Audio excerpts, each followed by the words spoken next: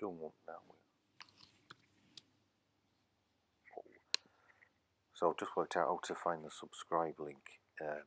There's a few videos online and they go into settings and all sorts of stuff, but I've just managed to find it without doing any of that. So here is the YouTube. Just go. Oh, just wait. I'm just figuring this bit out. This will be over now. So type in YouTube. Then you get to your home page. Click on your channel. I've just put that button there just to hide my email address. That's all.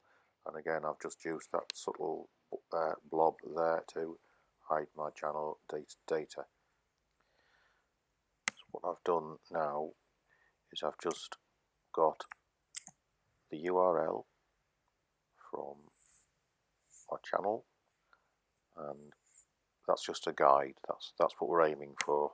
But I've just left that there to remind myself.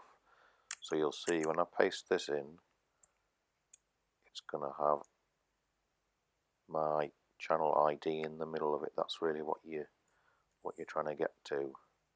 I'm changing this so it's just plain text, because otherwise it's a nightmare trying to edit that URL. You'll end up clicking on it and opening a dozen different windows.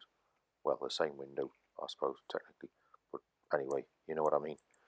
So just delete back to the question mark, and then it's what I've got there: sub underscore confirmation equals 1, and then hit return.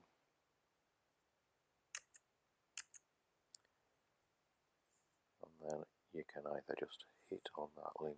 I think I copied it, pasted it for you.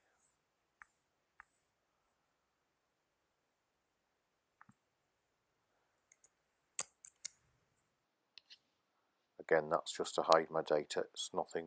If you'd like to subscribe, brilliant, but that's really just to hide my data. You hit that in there and look what pops up. That's your subscribe link.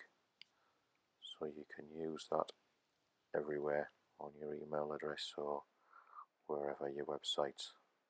Thank you very much indeed.